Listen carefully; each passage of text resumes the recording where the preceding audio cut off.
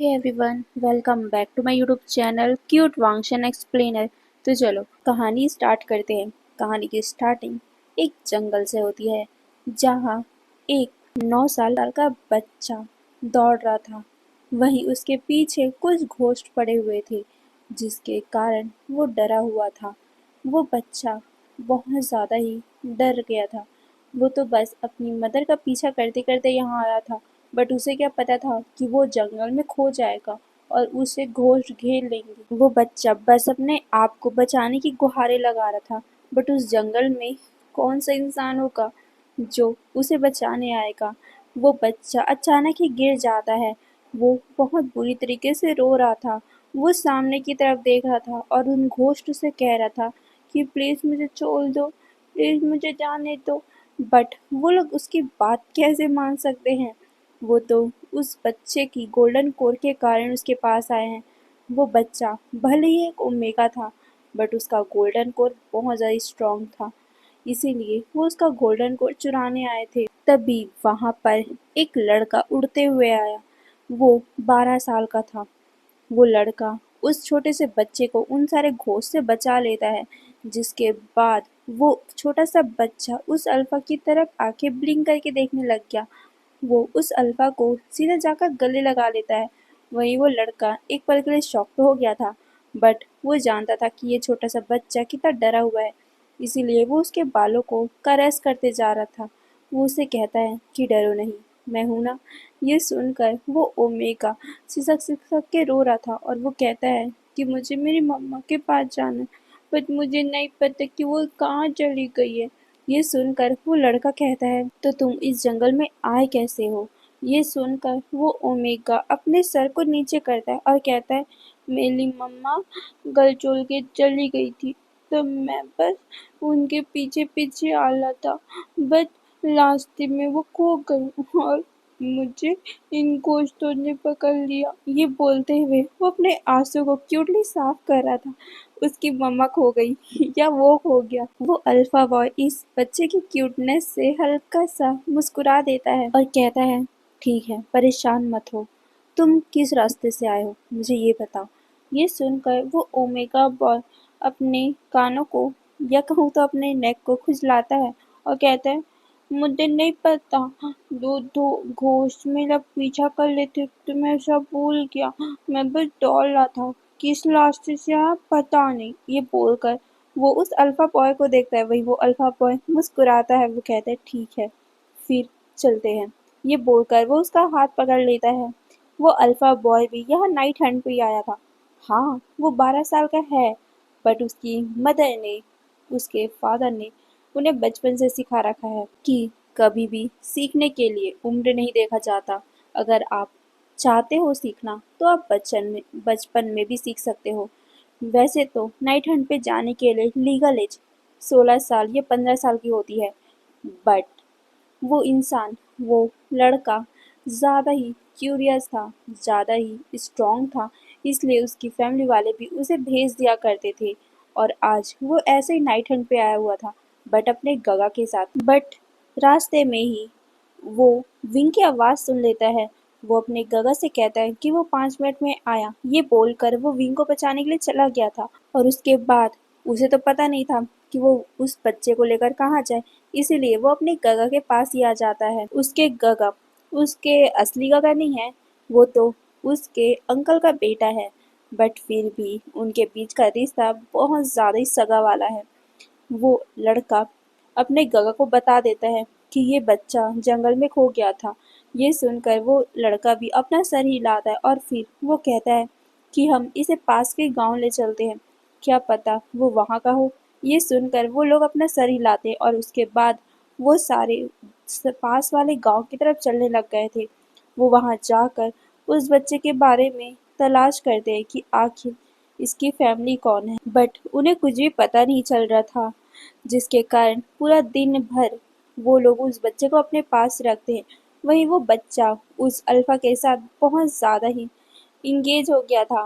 उन दोनों की दोस्ती हो गई थी। उन दोनों ने एक साथ खाना पीना इंजॉयमेंट सब किया।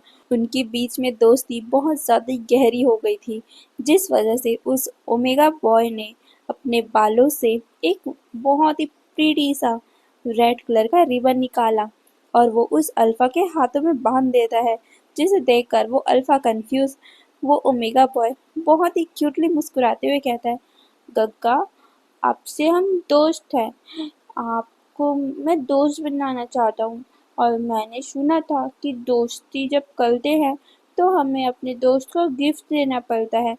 मेरे पास तो कुछ नहीं है, बट ये रिबन है जिससे आप मुझे याद रखोगे ना। ये सुनकर वो अल्फा उस ओमेगा को देखकर मुस्कुराता है और कहता है, हाँ जरूर। ये बोलकर वो उस ओमेगा को देखता है। वहीं वो ओमेगा ब्लिंक करते हुए उस अल्फा को देख रहा था। वो भी आशा कर रहा था कि यह अल्फा उसे कुछ देगा, क्योंकि यहाँ यही चलता है। अगर आप किसी से दोस्ती कर रहे हो तो आप दोनों को दोस्ती के नाम पे एक दूसरे को कोई ऐसा सबूत देना पड़ता है जिससे आप दोनों समझो उस दोस्ती की कीमत और उसे संभाल के रखो। अगर उस चीज को आप फेंक दोगे या फिर आप उसका कद्र नहीं करोगे तो दूसरे इंसान को साफ साफ पता चल जाएगा कि आप उसे अपना दोस्त नहीं मानते हो। इसी कारण वो ओमेगा बॉय भी उस अल्फा को ब्लिंकली देख रहा था कि वो अल्फा उसे कुछ देखा। वहीं वो अल्फा जब उस ओमेगा की आंखों में देखता है तो वो कुछ समझ नहीं पा रहा था कि वो उस ओमेगा को क्या दे, क्योंकि उसके पास तो ऐसा कुछ भी नहीं है और वो लड़का इतना छोटा तो नहीं है कि वो समझ ना पाए। दोस्ती में एक ऐसे चीज को देना पड़ता है जो आपके दिल के बहुत ज़्यादा करीब हो और आप उसे किसी को देना ना चाहो, बट आप अगर किसी को दे रहे हो तो आप बहुत ज़्यादा ही उस इंसान को करीबी मानते हो। और इसीलिए उस अल्फा ने अपने पॉकेट से, अपने चेंजिंग पाउच से एक बहुत ब्यूटीफुल सा हेयर पिन निकाला। वो हेयर पिन वाइट कलर का था। वो हेयर पिन उस छोटे से बेबी को देते हुए कहता है, ये मेरी मदर का है, तुम इसे संभाल के रखना, ये हमारी दोस्ती की निशानी है। ये सुनकर वो ओमेगा बॉय बहुत ज़्यादा ही स्माइल करता है और वो कहता है, तो तुम मेरे बालों में लगा दो। ये बोलकर वो पीछे मुड़ जाता है। वहीं वो अल्फा बॉय मुस्कुराता है और फिर वो उसके बालों में वो हेयर पिन लगा देता है। वो ओमेगा बहुत ज़्यादा ही मुस्कुरा रहा था। वहीं उसका भाई ये सब देख रहा था।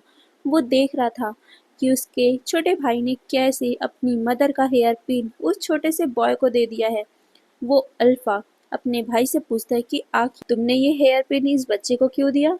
ये सुनकर वो अल्फा कहता है कि मदर ने मुझे कहा था कि मुझे जो पसंद आए मुझे उसे ये देना है और मुझे ये पसंद आया, इसलिए मैंने इसे दे दिया। ये बात सुनकर वो अल्फा अपने भाई की इस नादानी को देखकर मुस्कुराता है और कहता है, लांजान, आंट ने ये नहीं कहा था।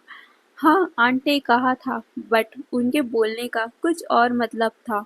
उन्होंने कहा था कि तुम्हें अगर कोई ओमेगा दिल से पसंद आए, जिसके साथ तुम जिंदगी बिताना चाहो, जिसके साथ तुम शादी करना चाहो, जिसके साथ तुम फैमिली प्लान करना चाहो, उसे तुम ये दो, ना कि अपने दोस्त को दो। ये सुनकर वांगजी शॉक हो गया था। हाँ, वो लड़का और कोई नहीं वांगजी था और उसका सामने वाला पर्सन और कोई नहीं सिचेन था। सिचेन की बात सुनकर वांगजी शॉक हो गया था। उसने तो ये सोचा ही नहीं। उसने मतलब वो छोटा बच्चा ही यार, भले ही वो 12 साल का है, बट अभी भी वो पूरी तरीके से मिच्योर नहीं हुआ है। वो अपनी गगा को देखता है और कहता है, अब मैं क्या करूं, मैंने तो उसे दे दिया, अब उससे वापस लेना भी अच्छी बात नहीं होगी ना। ये सुनकर उसका भाई सिचन अपना सर हिलाते हुए कहता है, हाँ, अब ये अच्छी बात नहीं है, और देखो वो कितना ज्यादा खुश है तुम्हारा तोहफा पाकर। ये सुनकर वांग जी उस छोटे से बच्चे को देखता है और कहता है, ठीक है, मैं मदर को समझा दूंगा। ये सुनकर सिचन भी अपना सर हाँ में हिलाते हैं और फिर वो उस बच्चे का घर ढूंढने लग गए, बट उस जगह पे, उस क्लैन में उसका घर उन्हें पता ही नहीं चल रहा था। वहीं वो बच्चा भी इतना छोटा था कि वो भी करेक्टली अपने घर का रास्ता नहीं बता पा रहा था और ना ही ढंग से वो अपने पेरेंट्स का नाम बता पा रहा था। हाँ, उसने इतना बताया कि उसकी मदर का नाम चांगसे है, बट पूरा नाम नहीं बताया कि आखिर वो जांग क्लैन से है, नी क्लैन से है, वैन क्लैन से है कि अदर क्लैन से है। अगर उन्हें पता होता कि शू है, लैन है, वी है, वैन है, तो वो उस क्लैन में जाकर पता करते। बट उस ओमेगा को तो कुछ पता नहीं था। वही उसके फादर का नाम भी उस ओमेगा को पता नहीं था, जिस वजह से उन्हें परेशानी हो रही थी। वो लोग पूरे एक दिन तक उस बच्चे के घर वालों को ढूंढते हैं, बट उन्हें कुछ भी पता नहीं चल रहा था। फिर वो सोचते हैं कि आज वो इनमें रुक जाएंगे और कल वो गुजू चले जाएंगे और वहीं रहेंगे और इस ओमेगा बॉय को भी वहीं रखेंगे।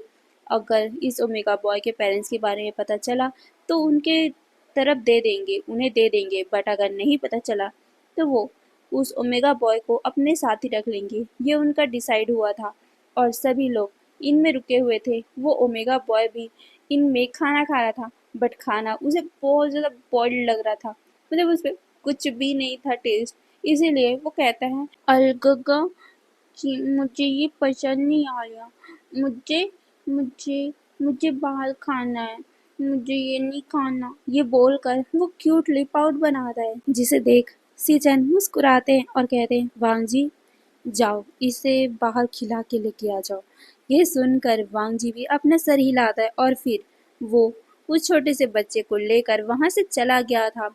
वो बच्चा बहुत ज़्यादा ही उछल कूद कर रहा था और साथ ही वो बाहर जो भी खट्टी मीठी, जो भी तीखी चीज़ें आ रही थी वो उसे खाने का डिमांड कर रहा था। वहीं वांग जी उसे खिला भी रहा था। वो लोग कुछ दूर आगे ही चलते हैं कि अचानक ही उसके पास बहुत ज़्यादा ही भीड़ आ गई, जिस वजह से वांग जी का हाथ उस बच्चे के हाथों से छूट जाता है। वहीं वो बच्चा भी भीड़ से हटते हुए दूसरी तरफ चला जाता है। वहीं वांग जी भी उस भीड़ से निकलते हुए बाहर निकल जाता है। बट जब वो बाहर निकला तो वो शॉक हो गया था, क्योंकि उसके पास वो बच्चा नहीं था। वांग जी इधर उधर ढूंढने लग गया था, बट उसे कहीं भी वो बच्चा नहीं मिल रहा था। वांग जी अपने आप में कर्ज करता है कि आखिर वो इतना लापरवाह कैसे हो सकता है। फिर वो पूरे बाजार में उस बच्चे को ढूंढने लग गया, बट उसके बाद वो बच्चा उसे कहीं नहीं मिला। वांग जी बहुत ज़्यादा परेशान हो गया था उस बच्चे के लिए। वो बहुत ज़्यादा ही कोशिशें कर कर वो उस बच्चे को ढूंढ रहा था, बट वो उसे ढूंढ ही नहीं पा रहा था।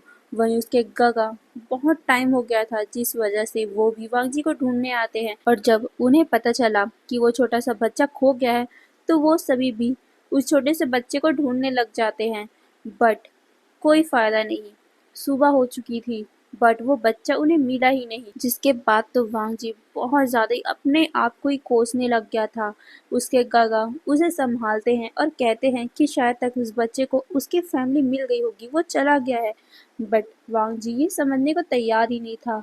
बट बार बार सीजन ने समझाया, तब जाकर वांग जी माना और उसके बाद वो क्लैन वापस लौट गया था। वहीं दूसरी तरफ वो बच्चा जब वांग जी से खोया था, तब वो बच्चा भटकते भटकते कुछ आगे पहुंचता है और आगे पहुंचते ही उसके सामने बहुत सारे अल्फा खड़े हुए थे। पहले तो वो बच्चा बहुत ज़्यादा डर गया था, बट जैसे ही उसने उन पर्सन्स का यानी कि उन सभी अल्फाओं का फेस देखा, तब उसके फेस में एक बहुत बड़ी सी स्माइल आ गई थी और वो भागते हुए उसके सामने जो अल्फा खड़ा हुआ था वो उसे जाकर गले लगाते हुए कहता है, डगा। ये बोलकर वो उसके सामने बहुत ज्यादा ही रोने लग गया था, जिसे देखकर वो सामने वाला अल्फा उसे कहता है, तुम कहाँ चले गए थे, हमने तुम्हें कितना ढूंढा, तुम आखिर यहाँ पहुंचे कैसे हो। ये सुनकर वो ओमेगा अपना सर को नीचे कर लेता है और वो कहता है कि वो तो मम्मा का पीछा कर रहा था, बट मम्मा चली गई तो वो रास्ते में भटक गया। फिर एक गगा आए, उससे बचाए और वो पूरा दिन उनके साथ ही था। बट भीड़ के कारण ना गगा का हाथ मुझसे छूट गया और गगा खो गए। ये सुनकर वो अल्फा अपना सर शेक करता है और फिर वो उसे कहता है, अब चलते हैं घर, बहुत रात हो चुकी है। ये सुनकर वो ओमेगा कहता है, बट गगा मुझे अलगगा को बताना होगा, वो परेशान होंगे। वो अल्फा कहता है, कोई ज़रूरत नहीं है, अब चलते हैं, बहुत रात हो चुकी है, बाबा तुम्हारे लिए कितने परेशान है तुम्हें पता भी है। ये सुनकर वो ओमेगा कहते हैं, बट मुझे गगा से मिलना था।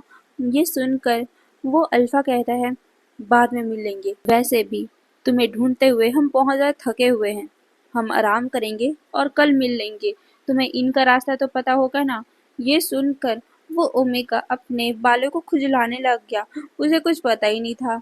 वो अल्फा शाय करता है और कहता है, उस इंसान का नाम जिसने तुम्हें बचाया है।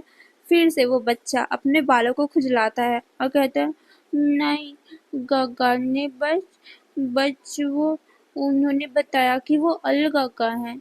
बस मुझे उनका नाम नहीं पता। ये सुनकर वो अल्फा शाय करता है और कहता है, ठीक है, तो तुम्हें इतना तो पता होगा कि उन्होंने कैसे कपड़े पहने हुए थे।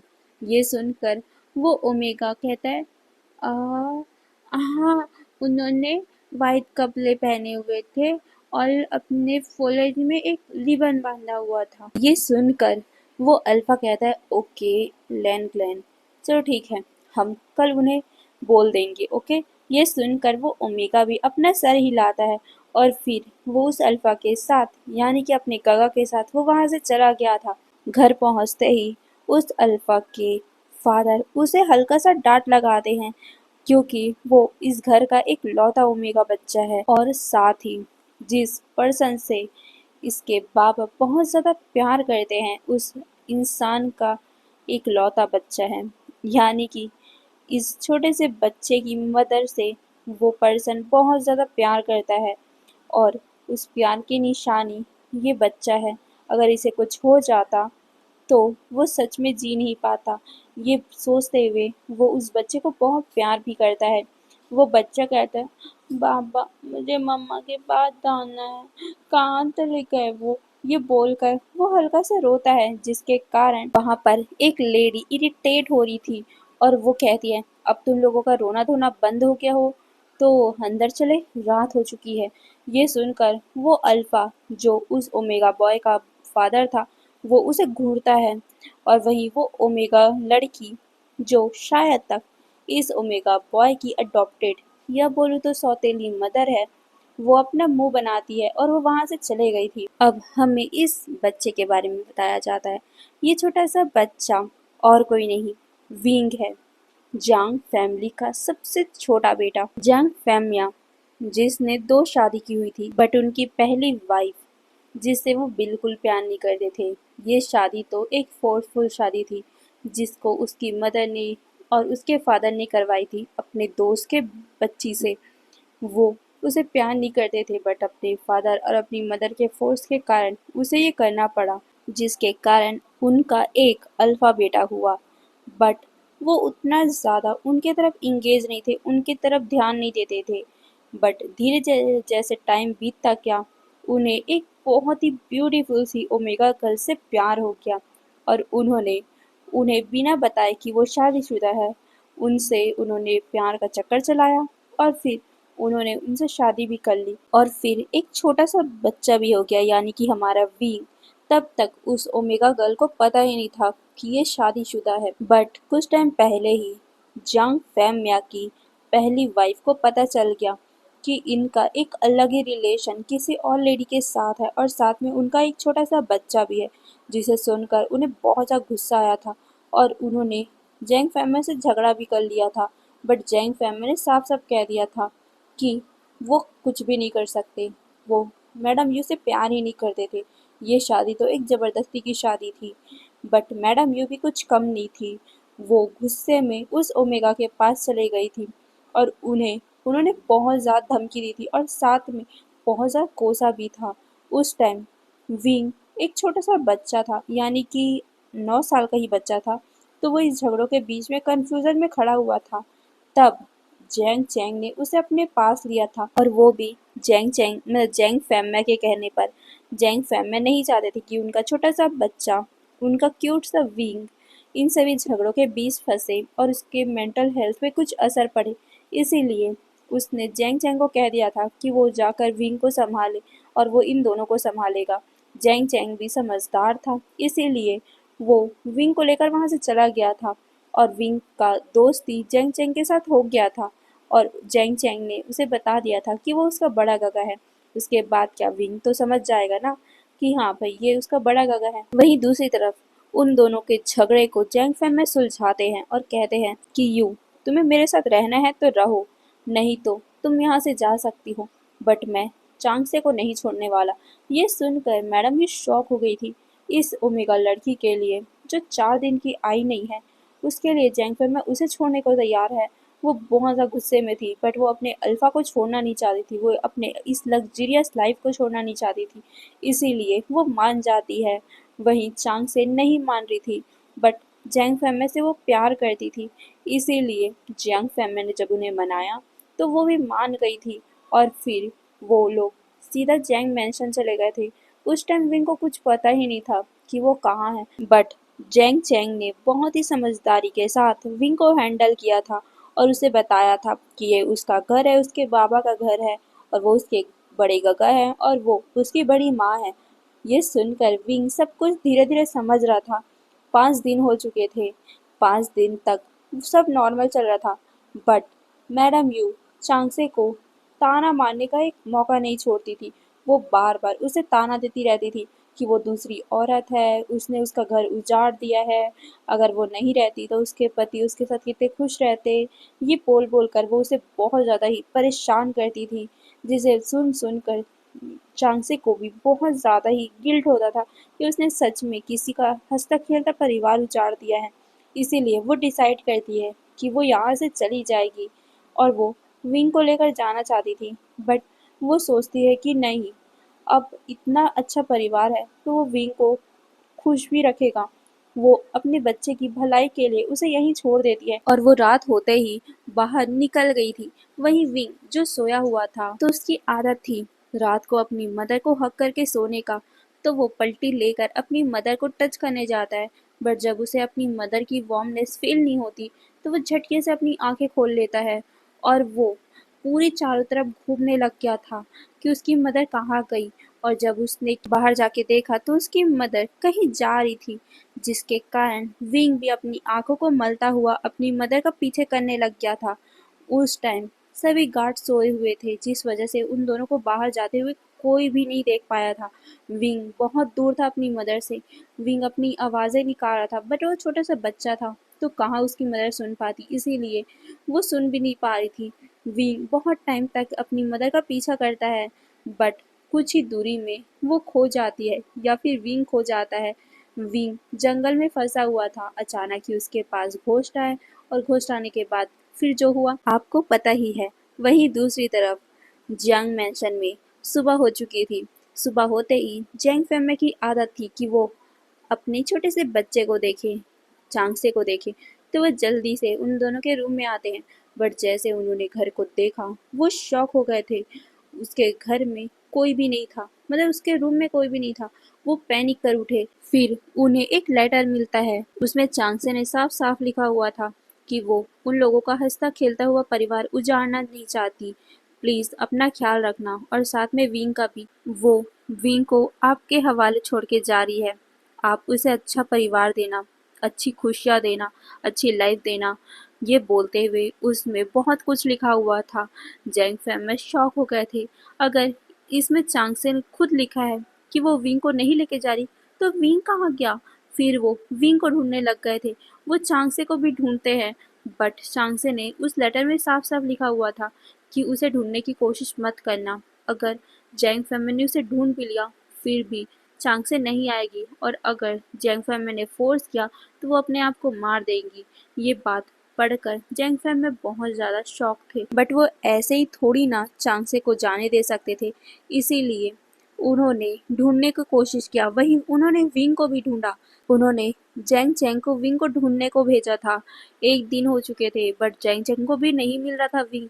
बट लास्ट में विंग दूसरे क्लैन में मिला था। वहीं इन सभी चीज़ों से मैडम ये तो बहुत ज़्यादा ही खुश थी कि चलो, वो लड़की तो गई, अब उसकी फैमिली खुशियों से भरी रहेगी। विंग भी मर जाए तो ठीक है, उनके दिमाग में तो यही चल रहा था, क्योंकि वो भी विंग को पसंद नहीं करती थी। कौन सी औरत अपने सौतन के बेटे को पसंद करेगी, इसीलिए वो बिल्कुल भी पसंद नहीं करती थी। बट क्या करे, उसका पति उसके एक्स वाइफ के प्यार में इतना पागल था कि उसने विंग को और चांगसे को ढूंढने में कसर नहीं छोड़ी। उसने चांगसे को भी ढूंढा, बट चांगसे कभी मिली ही नहीं। कहाँ चली गई पता भी नहीं चला। अब धीरे धीरे करके टाइम बीतने लग गया। धीरे धीरे विंग 15 साल का हो गया। बहुत ज़्यादा चुलबुला, बहुत ज़्यादा शरारती, बहुत ज़्यादा ही क्यूट।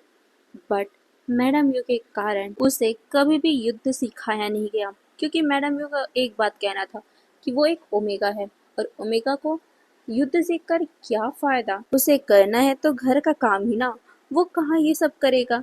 ये बोल बोल कर उसने विंग को घर का काम सिखाना चाहा, बट क्या करे, विंग को इसमें दिलचस्पी ही नहीं था। वो तो युद्ध सीखना चाहता था, तलवारबाजी सीखना चाहता था, आर्चरी सीखना चाहता था, बट कभी भी अगर वो इस चीज़ को छू लेता था ना, मैडम यू उसे बहुत ज़्यादा डांटती थी।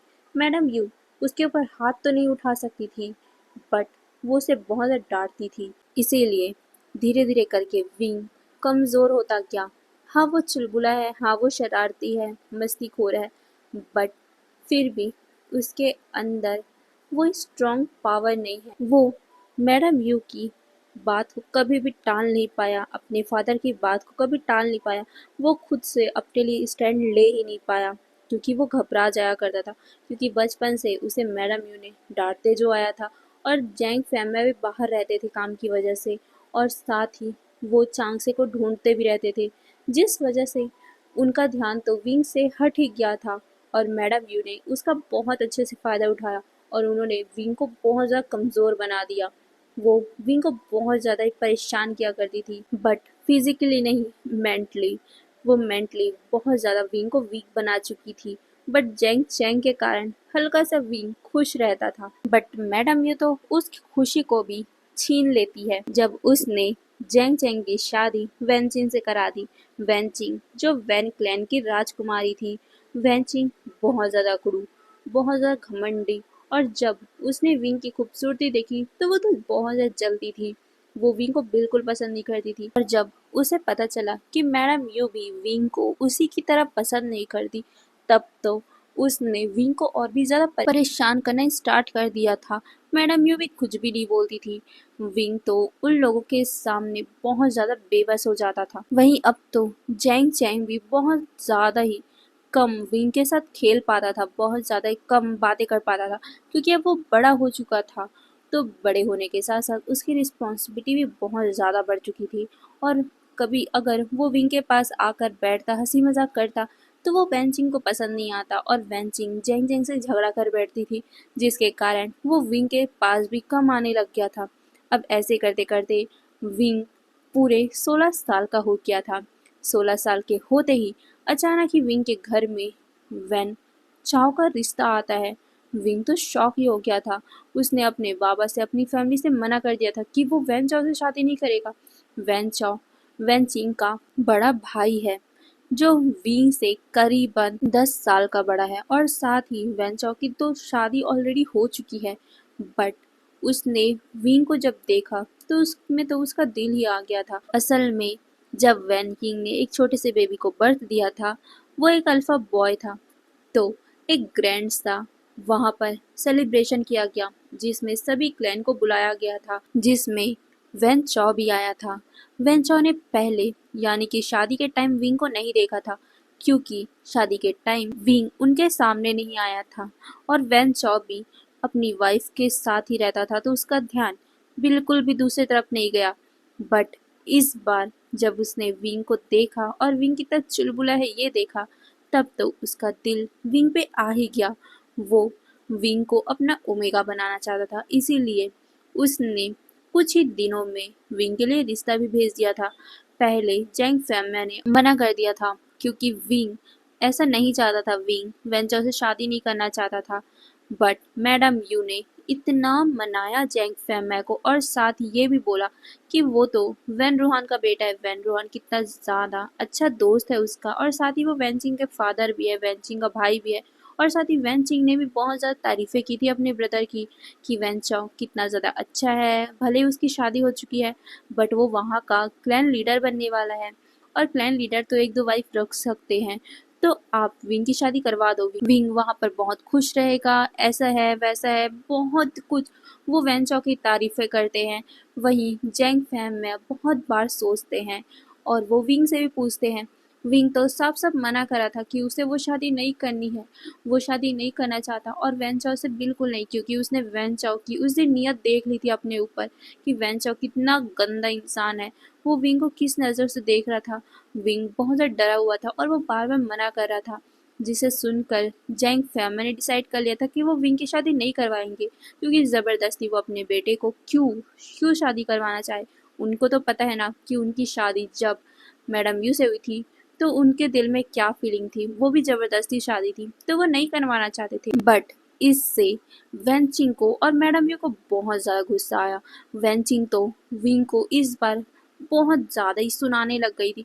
वो बहुत ज़्यादा ही विंग को टॉर्चर करने लग गई थी कि तुमने मेरे भाई के बारे में ये सब क्यों बोला, मेरा भाई कितना अच्छा है, मेरा भाई ऐसा है वैसा है, तुम्हारे कारण मेरे भाई का रिस्पेक्ट कितना गिर गया होगा, मेरा भाई तुम्हें कितना खुश रखेगा, वो वहाँ का क्लैन लीडर है, क्लैन लीडर तुम जैसे ओमेगा के लिए रिश्ता भेज रहा है, वो बहुत बड़ी बात है।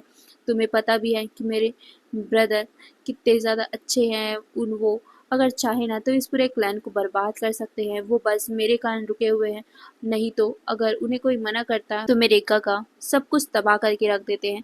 अभी वो मेरे कारण रुके हुए हैं, नहीं तो तुम्हारे इस बर्ताव के कारण वो पूरे क्लैन को तबाह कर देंगे। ये सुनकर भी विंग कुछ नहीं बोल रहा था, बट ये देखकर वेंजी को और भी ज़्यादा गुस्सा आया और उसने विंग को कह दिया कि ठीक है, अगर तुम नहीं चाहते हो मेरे गगा से शादी करना तो मैं भी अपने बेटे को लेकर यहाँ से चले जाती हूँ और मैं गगा को बोल दूंगी कि तुम यहाँ पर अटैक कर सकते हो, फिर तुम ही देख लेना। ये सुनकर विंग शॉक हो गया था। वही मैडम यू भी ये सुनकर बहुत ज़्यादा विंग को ही कोसने लग गई थी। देखो, तुम्हारे कारण तुम्हारे गगा की लाइफ भी अब बर्बाद होने वाली है, तुम्हारी शाओ जी अब तुम्हारे गगा को छोड़ के जाने वाली है, तुम शादी कर लो ना। वैसे भी हमारे जिंदगी में तुम बैठकर मूंग की तल रहे हो तो वहां भी जाके वही करना, वहां भी तुम्हें वही करना पड़ेगा जो यहाँ कर रहे हो। ये सुनकर विंग बहुत ज़्यादा ही परेशान हो गया कि वो क्या करे। वही धीरे धीरे करके वो देख रहा था कि कैसे जैंग फैमिली के काम में थोड़ा सा प्रॉब्लम आ रहा है, उसकी जो भी फसलें थी वो पूरी बर्बाद हो चुकी है और साथ में उनकी बिक्री नहीं हो रही है, उनका जो लोटस का सामान बिकता था, लोटस के सीड बिकते थे, अब वो भी खराब हो चुके हैं और साथ ही बहुत ज़्यादा लॉस होता जा रहा है, जिसके कारण जेंग फैमिली परेशान रहते थे। उन्होंने वैन रूहान से भी मदद मांगी थी, बट वैन रूहान ने कह दिया था कि वो कुछ नहीं कर सकते, अब तो पूरी जिम्मेदारी वैन चाओ की है, वैन चाओ से बात करो। वैन चाओ ने तो जेंग फैमिली के सामने शर्त रख दी थी कि वो ठीक है मदद करेंगे, बट विंग से शादी करवाओ। ये सुनकर जेंग फैमिली घर आकर इस बारे में मैडम यू से बात करते हैं। मैडम यू फिर विंग को कोसने लग गई कि देखा, मैंने बोला था ना कि ऐसा होने वाला है। वहीं मैडम यू वेंसिंग से भी बात करती है, बट वेंसिंग ने तो साफ साफ कह दिया था अब विंग ने ये किया है तो विंग से ही बात करो, वो कुछ नहीं करेंगी और वैसे भी अब वो इस घर को छोड़ के जाने वाली है और वो हमेशा ही कलेश किया करती थी, जिस वजह से और साथ ही उसके घर में लॉस हो रहा है अपने फादर की तबीयत की वजह से विंग बहुत ज़्यादा परेशान होता जा रहा है, डिप्रेशन में जा रहा था। उसकी मदर और साथ ही उसकी शाओजी भी उसे बहुत ज़्यादा टॉन्ट किया करती थी। थक हार कर विंग ने हामी भर दी थी, क्योंकि उसे इतना ज़्यादा फोर्स सहन नहीं हो पा रहा था। विंग ने सोच लिया था कि ठीक है, शादी तो एक दिन करना ही है, वो यहाँ रहता है वो वहाँ रह लेगा, अपनी ज़िंदगी बिता लेगा, यही सोचकर उसने हामी भर दी थी। उसके बाद क्या, उनकी शादी हो जाती है। शादी के एक दिन के बाद से ही विंग की पूरी लाइफ मिजरेबल बन जाती है। वैन चौ विंग के साथ बहुत बुरी तरीके से ट्रीट करता है। विंग को तो पूरी तरीके से उसे चोट पहुंचा दी थी, उसने विंग की लाइफ को हेल बना दिया था, क्योंकि उसको मतलब वैन चौ के ईगो पे हर्ट हुआ था, क्योंकि विंग ने शादी से पहले मना जो कर दिया था, उसने विंग को बहुत ज़्यादा टॉर्चर करने स्टार्ट कर दिया था। और सिर्फ वैन चौ ही नहीं, वैन चौ की पत्नी भी, जो पहली पत्नी थी, वो भी विंग को बहुत ज़्यादा टॉर्चर करती थी। यहाँ पर तो विंग को मारा पीटा भी जाता था। वैन चाओ उसे बहुत ज़्यादा मिसट्रीट करता था बेड पे। वहीं वैन चाओ की वाइफ उसको सबके सामने इंसल्ट करती थी और साथ में बहुत बुरी तरीके से ट्रीट भी करती थी, सर्वेंट की तरह ट्रीट करती थी। विंग की लाइफ को उन्होंने हेल बना दिया था। धीरे धीरे टाइम बीतता जा रहा था। वैन चाओ हर रात को विंग के साथ मिसबिहेव करता था, बहुत बुरी तरीके से ट्रीट करता था। वहीं वेंचो की पहली वाइफ ये देखकर बिल्कुल भी पसंद नहीं करती थी, क्योंकि वो अपने अल्फा को अपने पास ही रखना चाहती थी। बट जब से विंग की शादी वेंचॉ से हुई है, वेंचॉ हमेशा विंग के पास जाता रहता है। वो उसके साथ इंटीमेट नहीं होता है, बट हाँ, वो हर रोज़ उसे परेशान करता है, उसे मारा पीटा करता है, क्योंकि उसे बहुत ज़्यादा गुस्सा है।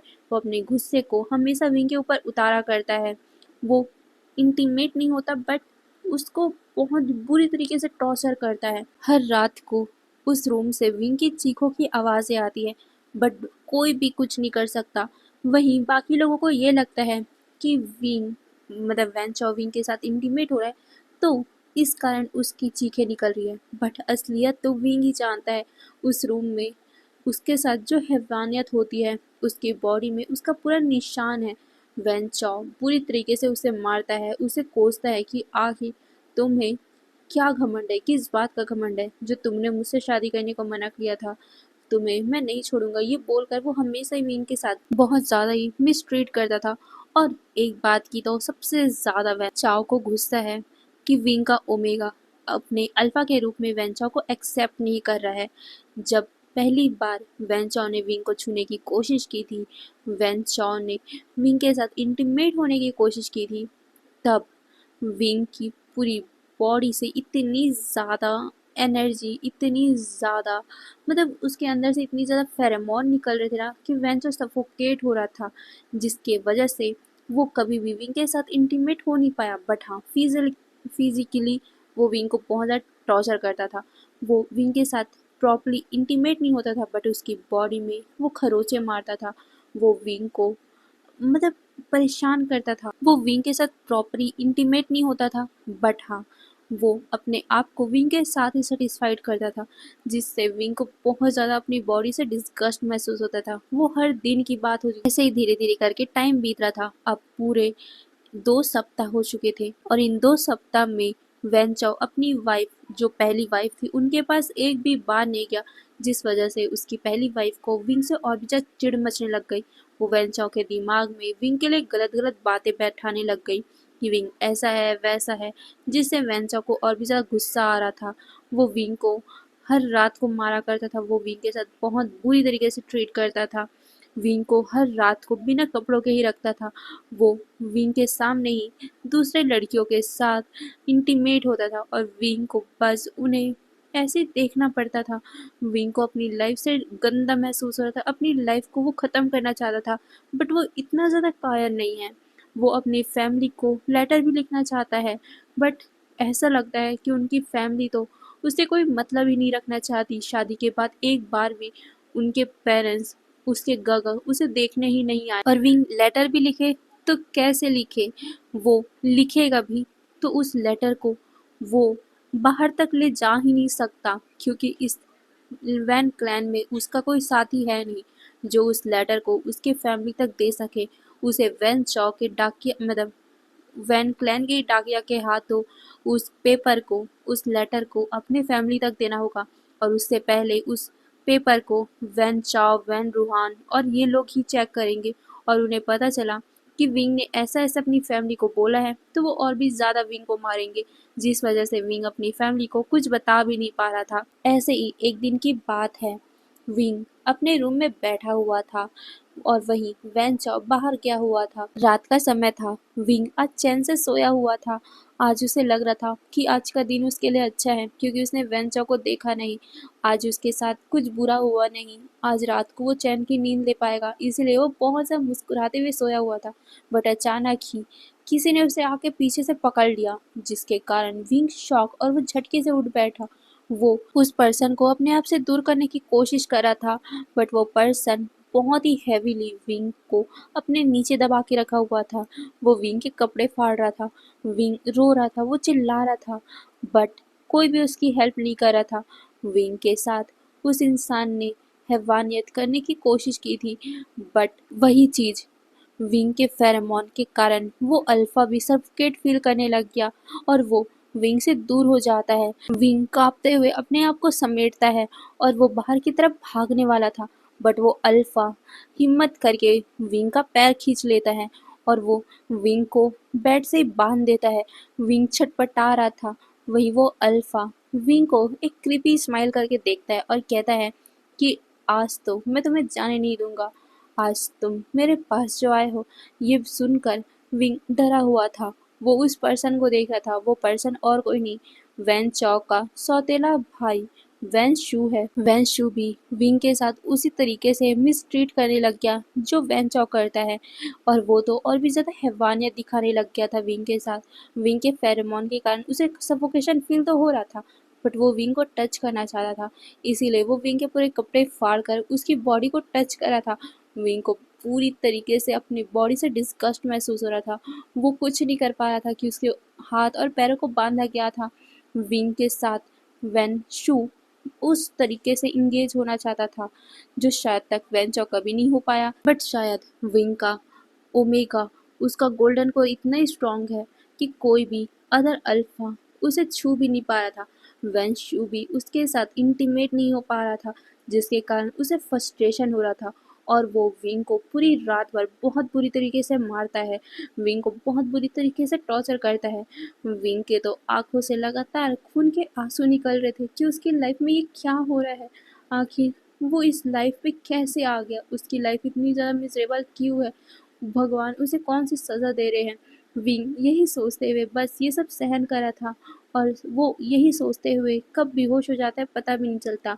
बट जैसे उसकी आंखें खुलती है, अचानक ही उसे एक जोरदार का स्लैप पड़ता है। विंग तो शॉक ही हो गया था। जब उसने सामने देखा तो वो डर से कांप उठा था, क्योंकि उसके सामने वैन चाओ खड़ा हुआ था, और साथ ही वहां पर बहुत सारे लोग खड़े हुए थे। और साथ ही वैन चाओ की वाइफ, जो पहली वाइफ है, वो इविल स्माइल के साथ विंग को देख रही थी। वैन शू अपने भाई को कहता है, ब्रो मैं क्या करूँ, इसी ने ही मुझे अपनी तरफ अट्रैक्ट किया था। इसी ने ही मुझे अपनी तरफ अट्रैक्ट किया था और बोला था कि तुम यहाँ नहीं हो तो तुम आ जाओ। ये सुनकर वेंचो को गुस्सा आता है और वो विंग को बहुत बुरी तरीके से चाबुक से मारने लग गया था।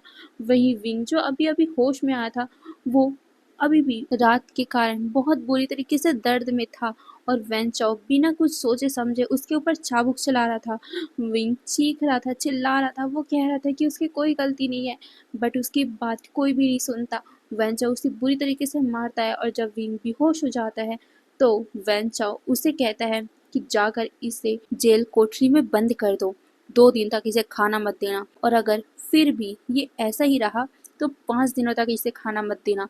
ये बोलकर वेंचाओ गुस्से में वहां से निकल गया था।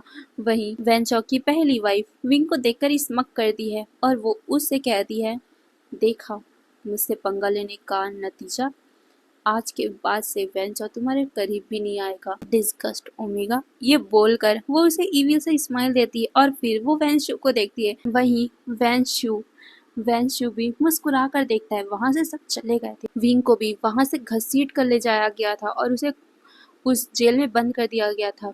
और उनके जाते ही, सबके जाते ही वेंचो की पहली वाइफ को अपने बाहों में खींच लेता है, और वो कहता है, तुम्हारा आइडिया तो बहुत ज़्यादा अच्छा था। ये सुनकर वो स्माइल करती और कहती, हाँ तो क्यों ना, मैं अपनी चीज को किसी को भी यूं ही लेने दूंगी क्या। ये सुनकर वेंशु कहता है, बट मेरा क्या। ये सुनकर वांगशिया उसके नेक पे अपना हाथ रखती है और उसे अपनी तरफ खींचती है और कहती है, तुम तो मेरे सबसे ज्यादा करीबी हो। वेंचो के बाद ये सुनकर वेंशु को गुस्सा आता है और वो अपनी तरफ खींचता है और कहता है, उसके बाद हाँ। ये बोलकर उसे वो बेड पे फेंकता है और कहता है, मैं कभी भी वेंचाओ के बाद तो नहीं आता, मैं उसके पहले आता हूँ, हर चीज में पहला, और तुम्हें टेस्ट करने में भी पहला। ये बोलते हुए वो उसके साथ वहीं पर ही इंटीमेट होने लग गया था। वहीं वांग शिया भी बहुत ही मुस्कुराते हुए उसके साथ वहीं पर ही इंटीमेट होती है। इन दोनों का रिलेशन बहुत सालों पुराना का है। जब वांग शिया वेंचाओ से शादी नहीं की थी, तब से ही इन दोनों का रिश्ता है, और ये चुपके चुपके से ये सब करते ही रहते हैं। वहीं वेंशु, जिसने पहली बार विंग को देखा था, तो उसके ऊपर उसका दिल आ गया था, और ये चीज वांग शी ने देख लिया था। वो नहीं चाहती थी कि विंग का कोई भी रिश्ता इन दोनों के साथ हो, बट वो गुस्से में भी थी। इसीलिए वो चाहती थी कि वो विंग को सबक सिखाए, और उसने ये प्लान किया था। उसने ही वेंशु को विंग के रूम में भेजा था, और ये सब उसका ही प्लान था। फिर कुछ घंटों के बाद ही, कुछ घंटे नहीं, शाम को शाम को विंग को होश आता है। विंग बहुत बुरी हालत में था। विंग को पानी तक पूछा नहीं गया था। विंग पानी के लिए तड़प रहा था। उसकी बॉडी में जगह जगह पे बहुत बुरे मार्क थे, बट कोई भी उसे पानी नहीं दे रहा था। विंग बहुत बार गिड़गिड़ाता है, उसे पानी दे दो, उसको पानी पीना है, बट कोई भी उसकी मदद नहीं करता। यहाँ तक कि उसे खाने को भी नहीं पूछा जाता। विंग को वैसे ही पूरे 5 दिन तक बंद रखा जाता है। वहीं वेंचाओ को तो कुछ पता ही नहीं था। उसे लगा था कि 2-3 दिन में विंग को अच्छे से होश आ जाएगा, उसे समझ आ जाएगा और वो उसे निकाल देंगे। वेंचाओ ने बोला भी था कि विंग को अब निकाल दो, बट वांगशी ने चाल चली और उसने विंग को वहां से निकाला ही नहीं। और वैसे भी वैन चाओ तो अभी कुछ दिनों के लिए फिर से बाहर गया हुआ था, जिस वजह से विंग वहां से निकला या नहीं निकला किसी को कोई खबर ही नहीं है। वैन चाओ भी कुछ दिनों के बाद आने वाला था, यानी कि 2-3 दिनों के बाद आने वाला था, जिसके कारण वैन शी ने विंग को निकाल दिया था। बट उस टाइम तक विंग बहुत बुरी हालत में आ गया था। विंग बहुत ज्यादा पतला हो चुका था। विंग का फेस जो चमकता रहता था, आज वो मुरझा चुका है पूरी तरीके से। विंग को पूरे 10 दिनों के बाद कुछ खाने को दिया गया था। विंग बहुत ज्यादा ही भूखड़ों की तरह खा रहा था। वो बस खाता जा रहा था, जिसे देखकर वांगशी उसका बहुत ज्यादा ही मजाक उड़ा रही थी। बट विंग को इससे फर्क नहीं पड़ रहा था, क्योंकि उसे बहुत ज्यादा भूख लग रही थी। वो रोते रोते वो खाना खा रहा था। उसे अपने दिल में, अपने पूरे बॉडी में दर्द हो रहा था, बट वो कुछ भी नहीं कहता, ना किसी को कंप्लेन करता है। वो बस खाते जा रहा था। खाते टाइम वो अटकता भी है, बट वो अपने आप को संभाल कर फिर खाने लग गया था। वहीं वांगशी वहां से चले गई थी। उसके जाने के बाद खाना भी खत्म हो जाता है। खाना खत्म होने के बाद विंग वहीं किनारे पे बैठा रहता है। उसके आंखों से बहुत लगातार आंसू बह रहे थे। विंग बैठे बैठे सो जाता है और जैसे उठता है उसे थोड़ा अच्छा लगता है। विंग अपने दर्द को, अपने गम को किसी को बताना चाहता था, बट वहां पर कोई भी नहीं था। विंग बहुत बुरी हालत में था। वो बस उस रूम में कैदी बन के बैठा हुआ था। उसे कुछ पता ही नहीं था कि बाहर चल क्या रहा है। बट जैसे ही कुछ टाइम के बाद विंग को बहुत ज्यादा आवाजें सुनाई देने लग गई, तो विंग कंफ्यूज हो गया था। बाहर से बहुत ज्यादा चीखों की आवाजें आ रही थी, बहुत सारे लोगों की दौड़ने की आवाजें आ रही थी, और सब लोग कह रहे थे भागो यहाँ से, भागो, हमला हो गया, भागो भागो। ये बोलकर सभी लोग चिल्ला रहे थे। वहीं विंग धीरे धीरे उठता है, क्योंकि उसकी पूरी बॉडी में जान ही नहीं था। विंग जब उठता है तब वो धीरे से बाहर देखता है खिड़की से, और जैसे उसने देखा वो शॉक हो गया था। बाहर आग जल रही थी। बाहर कई लोगों की लाशें पड़ी हुई थी। कई लोग एक दूसरे के ऊपर अटैक कर रहे थे।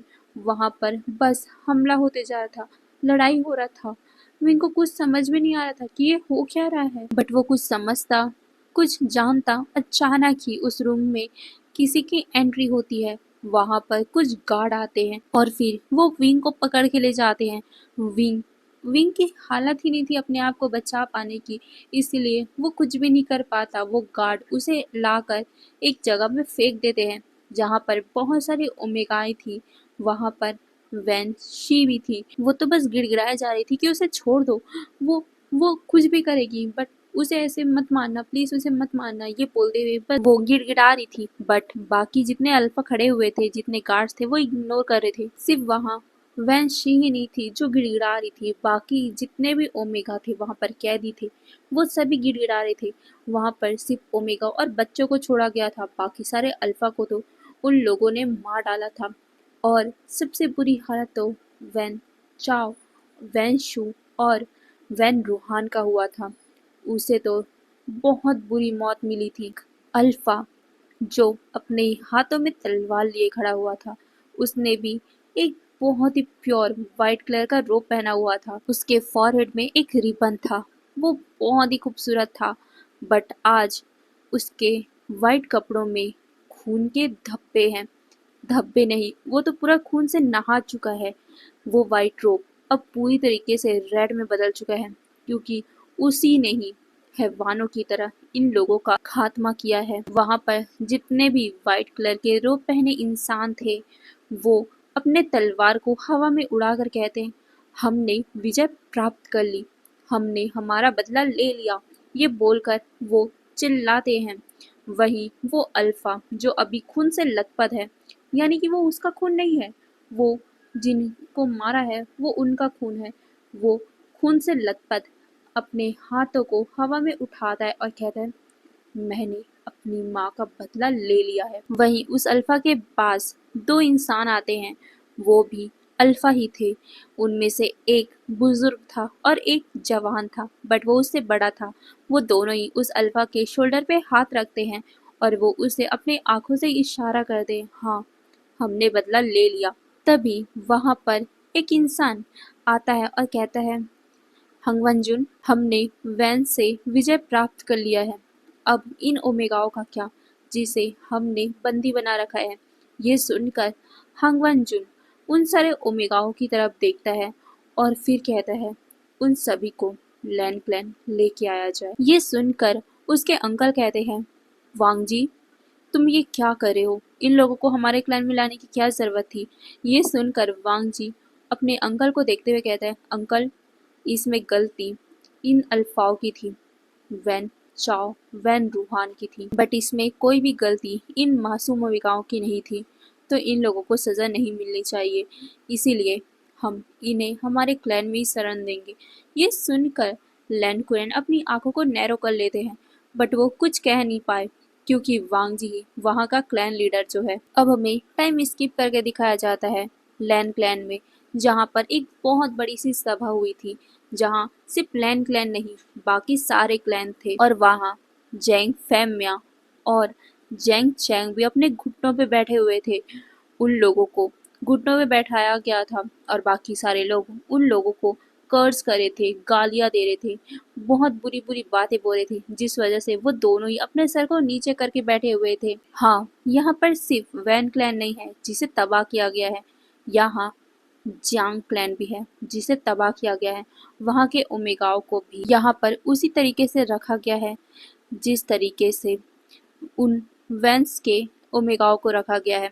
यहाँ पर वो चाहते थे कि जेंग फैमिया और जेंग चैंग को वो वहीं पर ही मार दे, बट उन्होंने कुछ सोचा और उन्होंने उन लोगों को सिर्फ कैदी बना लिया था, क्योंकि जो हैवानियत किया था वो वैन रूहान था। जेंग फैमिया ने तो बस उनकी मदद की थी, बट इनकी सज़ा तो उनसे भी ज़्यादा बुरी होनी चाहिए।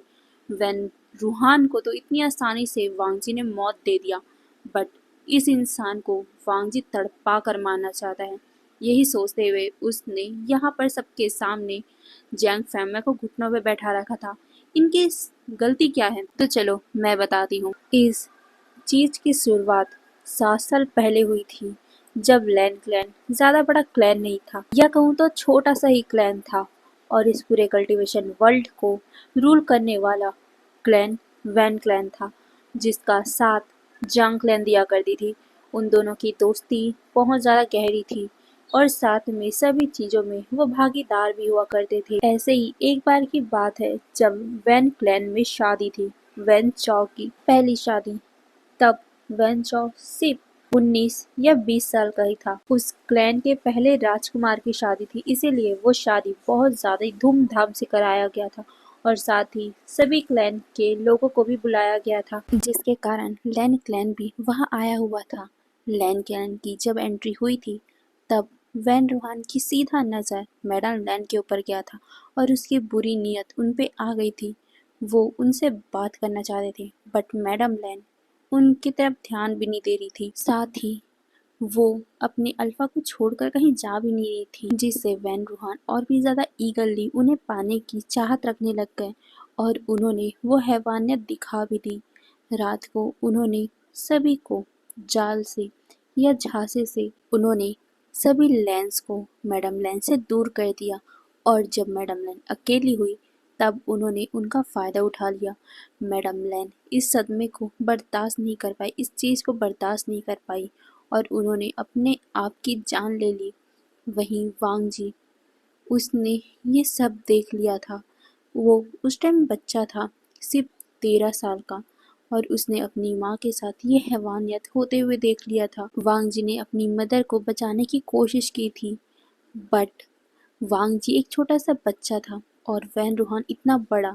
वो कुछ भी नहीं कर पाया और वांग जी को वैन रूहान ने ऐसा धक्का मारा कि वांग जी का सर सीधा दीवार पे टकराया और वांग जी वहीं पर बेहोश। वो बेहोशी के हालत में ही अपनी माँ की चीखें सुन पा रहा था और उसके बाद अपनी मदर का वो बेजान लाश जिसको उसने अपने ही सामने लटका हुआ देखा था। उस दिन वांग जी के अंदर से सभी इमोशन मर चुके थे और उसके दिल में था तो सिर्फ एक ही इमोशन, बदले का। वो बदला लेना चाहता था। उसने वैन रूहान को मारने की कोशिश की थी बट कोई भी उसकी बातों को यकीन करने ही वाला नहीं था। सभी लोग वैन रूहान से डरते थे। वैसे भी सभी क्लैन में से वैन रूहान का क्लैन यानी कि वैन क्लैन सबसे ज़्यादा पावरफुल था, लैन क्लैन से भी पावरफुल, जिस वजह से लैन क्लैन भी उनका कुछ भी सामना नहीं कर पा रहा था।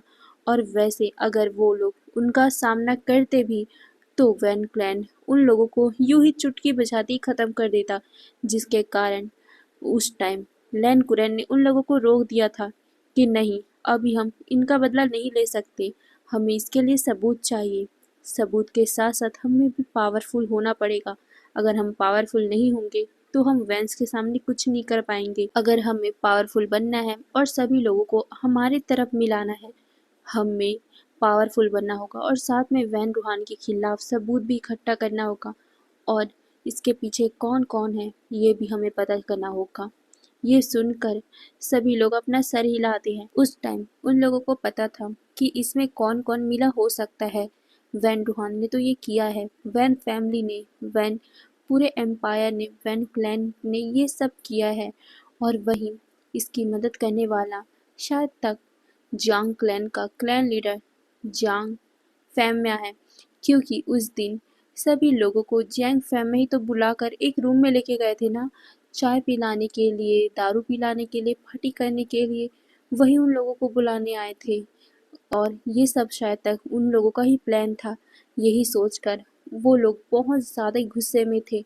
वांग जी तो इतने आग बबूले में था कि उसने अपनी बचपना को छोड़कर अपनी मदर के कातिलों को सजा दिलवाने के बारे में सोच रहा था। उसने अपने आप को स्ट्रांग बनाने के लिए लगातार कोशिश किया था, लगातार उसने प्रयास किया था और फाइनली वो एक बहुत ही पावरफुल योद्धा बन गया है। और साथ ही वो अपनी मदर की कातिलों को अब सजा दिलाने के लिए उसके खिलाफ सबूत भी इकट्ठा कर चुका था और उसने बिना देरी किए सभी को वो सबूत दिखाया और उसके बाद उसने वैन क्लैन पे हमला कर दिया। वैन क्लैन पे हमला करते ही वांग जी ने सबके सामने वैन रूहान का धड़ उसके शरीर से अलग कर दिया और सिर्फ वैन रूहान का ही नहीं, उसने वैन चाओ का भी और वैन जुलियो का भी, वैन शू का भी, सभी को एक के बाद एक मारता गया। वांग जी बहुत ज़्यादा क्रोध में था। वो तो पूरे वैन क्लैन को आग ही लगा देना चाहता था। वहीं दूसरी तरफ वांग जी ने प्लानिंग किया था कि वो लोग वैन क्लैन पे हमला करेंगे और बाकी के जो लोग हैं, दूसरे क्लैन के लोग हैं जैसे जीन क्लैन, नी क्लैन, ये लोग जियांग क्लैन पे हमला करेंगे। और वैसा हुआ भी, उन लोगों ने भी हमला किया और वो लोग खुद उन लोगों को लेके आ गए वांग जी के हाथों मरवाने के लिए। वांग जी उनको सजा देगा ये सोचकर वो लोग जियांग चैंग और जैंग फैम्या को उनके सामने घुटनों पे बैठाए हुए थे। अब हम आगे देखते हैं। वांग जी को सभी बोलते हैं कि इन लोगों ने तुम्हारी मदर के साथ इतनी हैवानियत की है तो इनको भी तो पता चले, जब अपने परिवार वालों के साथ ऐसा कुछ होता है तो कैसी फीलिंग होती है। ये सुनकर लैन कुरैन भी अपनी सहमति जुटाता है और सारे लोग उसमें हामी भरते जा रहे थे। वो लोग वांग जी का साथ नहीं दे रहे थे, वो लोग अपना फायदा देख रहे थे, क्योंकि अब लैन क्लैन पावरफुल बन चुका है। अगर वो उनका साथ देंगे तो उन्हें भी फायदा मिलेगा। और अभी उन लोगों ने इसलिए ये सब कहा है क्योंकि यहाँ के ओमेगा यानी कि वैन क्लैन और जांग क्लैन के ओमेगा बहुत ज़्यादा खूबसूरत होते हैं और साथ ही उन्होंने उनके बारे में सुना भी है कि वो कितने ज़्यादा खूबसूरत होते हैं। वो उनको टेस्ट करना चाहते हैं। इसी के कारण उन्होंने सबके सामने ये बोला कि मैडम लैन के साथ जो हुआ उन्हें भी उनके फैमिली मेम्बर के साथ ऐसा करना चाहिए, वो भी सबके सामने। वांग जी अभी इतने गुस्से में था कि उसके सोचने समझने की शक्ति पूरी चली गई थी। और ये सब जब चल रहा था तो वांग जी बस चुप्पी साधे गुस्से में अपने थ्रोन पे बैठा हुआ था। फिर खींचते हुए 4 ओमेगाओं को वहां लाया गया था। सबसे पहली वांगशी यानी कि वैन चाओ की वाइफ, वो अपने घुटनों पे बैठकर सभी के सामने गिड़गिड़ाने लग गई कि उसे मारना मत, वो कुछ भी करेगी बट उसे मारना मत। ये सुनकर वांग जी गुस्से में उसके देखने लग गया था, बट वो कुछ भी नहीं कहता। वहीं सारे लोग कहने लग गए कि वैन चाओ इससे बहुत सा प्यार करता था, तो इसे हम अपनी सर्वेंट बना लेते हैं। ये सुनकर उन लोगों में बातें चालू हो गई कि ठीक है, हम इसे रखेंगे। ये बोलते हुए एक इंसान खड़ा हो जाता है और कहता है कि हम इसे अपना सर्वेंट बना के रखेंगे। ये सुनकर उन लोगों में डिसाइड हो गया कि ठीक है, अब वैन शी अब लू क्लैन के सर्वेंट बन जाएगी और साथ में उसकी रखेल भी। और उसके बाद वहाँ वैन चिंग और मैडम यू को लाया जाता है। वो दोनों भी बहुत ज़्यादा घबराए हुए थे। वहीं जैंग फैमा और जैंग चैंग जब ये देखते हैं तो वो लोग चिल्लाने लग गए कि उन्हें कुछ मत करना, वो लोग इनोसेंट है, उनको कुछ मत करना। ये सुनकर तो वांग जी को और भी ज़्यादा गुस्सा आता है और उसने बहुत ही गुस्से में कह दिया था, जिसे इन्हें रखना है रख सकते हो, जिसे इसके साथ जो करना है वो कर सकते हो। ये सुनकर तो वो लोग और भी ज़्यादा ईविल वाली स्माइल के साथ उन लोगों की बोली लगाने लग गए थे। मैडम यू को जिन क्लैन के लीडर ने अपनी रखेल बना लिया और वहीं वेंचिंग को शू क्लैन के लीडर ने अपनी रखेल बना लिया। ये देखकर वेंचर अपने आप को सबर नहीं कर पाया। वो अपनी वाइफ को, अपनी मदर को किसी का रखेल बनते हुए देख नहीं पा रहा था। वो लड़ने का ट्राई करता है बट उनके गार्ड्स ने उन्हें बहुत बुरी तरीके से मारा, जिस वजह से वो लोग अब जमीन पे पड़े हुए थे। उनके सामने वेंचिंग और मैडम यू के साथ गंदी गंदी हरकतें हो रही थी। वो उन्हें गंदी गंदी जगह छू रहे थे, जिससे मैडम यू और वेंचिंग डिस्गस्ट महसूस कर रहे थे। वो अपने आप को छुड़ाने की ट्राई कर रहे थे बट वो लोग और भी ज़्यादा हैवानियत दिखा रहे थे, जिससे जैंग चैंग अपने आप को कंट्रोल नहीं कर पाया और उसके पास में रखा हुआ एक तलवार से उसने अपने गले को कट कर लिया, जिससे जैंग फैम चीख पड़े थे क्योंकि वो उनका एक लौता अल्फा बेटा था। वहीं मैडम यू भी सन्न पड़ गई थी। वेंचिंग भी बहुत ज़्यादा शॉक हो गई थी। जैंग फैम कुछ भी रिएक्ट नहीं कर पा रहे थे, वो कुछ भी कह नहीं पा रहे थे। वो उन सभी से गुहारें लगा रहे थे पहले कि उनकी वाइफ को, उनकी बहू को छोड़ दो, बट फिर भी उन लोगों ने उनकी बात नहीं मानी और अब अपने बेटे की मौत देखकर वो बहुत ज़्यादा सदमे में थे। वो कुछ भी रिएक्ट नहीं कर पा रहे थे। तभी एक गार्ड आता है। वो कहता है, महाराज, वो एक और ओमेगा है वहाँ, जो शायद तक जंग क्लैन का ही है। ये सुनकर वहाँ बातें चलने लग गई। जंग क्लैन का ओमेगा? हाँ। ये बोलते हुए फिर एक इंसान यानी कि जिन गोंगशान वहाँ खड़ा होता है और कहता है, जल्दी लेके आओ उसे, वो तो सबसे बड़ा मेन हथियार है हमारा। वो जंग क्लैन के जंग फैमिया का एक लौता ओमेगा बेटा है। वो उससे बहुत प्यार करता है। अभी तक जंग फैमिया टूटे नहीं हैं। अगर उन्हें तोड़ना है तो सबसे ज़्यादा हैवानियत हमें उसके साथ ही दिखाना पड़ेगा। ये सुनकर जैंग फैमिया चीख पड़े। वो गुस्से से खड़े होते हैं और वो चिल्लाने लग गए कि उसे छोड़ दो, उसने कुछ नहीं किया है, उसमें कोई गलती नहीं है। उसे अगर किसी ने कुछ किया तो वो सबकी जान ले लेगा। बट कोई भी उसकी बात नहीं सुनता और वहाँ पर विंग को लाया जाता है। विंग जो ऑलरेडी बहुत ज़्यादा कमज़ोर था, उसे 2 गार्ड उठा कर लाते हैं। विंग भले ही कमज़ोर था बट उसकी ब्यूटी हद से ज़्यादा पार थी। वहीं सबसे ज़्यादा वांग जी ट्रिगर हो जाता है क्योंकि उसे विंग के फेरोमोन महसूस होते हैं। विंग के दर्द भरे फेरोमोन। वो विंग की तरफ देखता है। जैसे ही उसने पहली बार विंग को देखा तो उसकी हार्ट बीट एक पल के लिए रुक सी गई थी। वांग जी का अल्फा ग्रॉल कर रहा था। वो उस ओमेगा को पाने के लिए तड़प रहा था क्योंकि ये जो सामने में ओमेगा है वो उसका मेट है। वहीं विंग जो बहुत ज़्यादा ही कमज़ोर था, उसे जब अपने अल्फा का फेरोमोन महसूस होता है तो वो धीरे धीरे करके ऊपर की तरफ अपनी फेस को उठाता है और वो चारों तरफ देखने लग गया था। और जैसे उसने एक पर्सन को थ्रोन में बैठा हुआ देखा, वो बस उसी को देखता रह गया क्योंकि ये फेरोमोन उसी अल्फा का आ रहा है। विंग समझ गया था कि ये अल्फा उसी का अल्फा है, उसी का मेट है। वो गुहारे लगा रहा था कि उसे इस नर्क से बचा लो, उसे प्लीज बचा लो। बट वो अभी कुछ भी नहीं कह पा रहा था। उसके होठों से एक लफ्ज भी बाहर नहीं आ पा रहा था। वो बस मन में ये चैंट किए जा रहा था। वहीं वांग जी उसकी फीलिंग को कहीं ना कहीं महसूस कर पा रहा था, बट वो अभी इतने गुस्से में है कि वो इन लोगों को पनिश करना चाहता है। विंग को लाकर बीच हॉल में फेंक दिया जाता है। विंग बहुत बुरी हालत में था, इसीलिए वो खड़ा भी नहीं हो पा रहा था। विंग धीरे से अपने बालों को साइड करता है, जिसके कारण उसकी ब्यूटी बहुत ज़्यादा ही शो होने लग गई थी और सभी अल्फा उसे पाने के लिए लस्टफुल निगाह से विंग को ही देखे जा रहे थे। सभी लोग कहने लग गए कि हम इसे रखेंगे, हम इसे रखेंगे। ये सुनकर तो जैंग फैमिली का दिल कलेजे से मतलब उनका पूरा खून जल रहा था। उन्हें बहुत ज़्यादा दर्द हो रहा था। वो अपने इकलौते बेटे का मौत देख चुके हैं और अब वो अपने इकलौते ओमेगा बेटे की ऐसी हालत नहीं देख पा रहे हैं। और विंग इतनी बुरी हालत में है ये देखकर तो पहले से ही वो बहुत ज़्यादा टूट गए थे।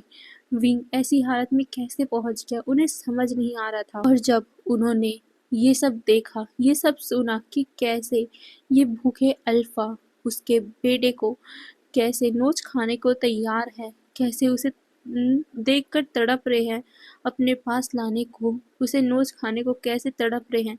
जेंग फैमा को तो अभी ऐसा मन कर रहा था कि मानो वो किसी गड्ढे में कूद जाए, क्योंकि वो अपने बेटे की ऐसी हालत देख नहीं पा रहे थे, वो उन्हें बचा नहीं पा रहे थे। वो चीख चीख कर बोल रहे थे कि उसमें उनकी कोई गलती नहीं है, उन्होंने वैन रूहान का साथ नहीं दिया है। बट कोई भी उनकी बात नहीं सुन रहा था। सभी लोगों का यही मानना था कि वैन रूहान का साथ जैंग फैम में नहीं दिया था और जैंग फैम में ही है जो वैन रूहान का खबरी है। वहीं दूसरी तरफ सारे लोग विंग को पाने के लिए मतलब चिल्लाए जा रहे थे कि हमें इसे चाहिए, मतलब हमें दे दो, हम इसे अपना रखेल बनाएंगे, हम इसे बहुत ज़्यादा टॉर्चर करेंगे।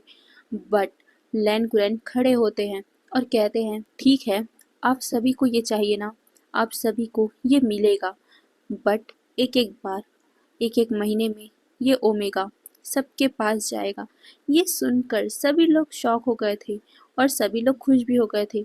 वहीं विंग तो अपनी बिल्कुल भी हालत में ही नहीं था कि वो कुछ समझ भी पाए।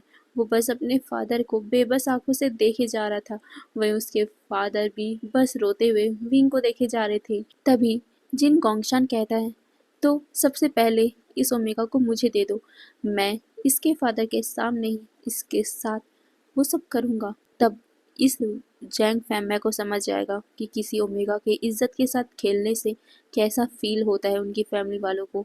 ये सुनकर सभी लोग हाँ में हाँ मिला रहे थे। वहीं वांग जी बस चुपचाप विंग को ही देखे जा रहा था। वहीं लैन कुरैन भी स्मक करते हुए जांग फैमिली को देखे जा रहे थे। उन्हें भी बहुत ज़्यादा गुस्सा था।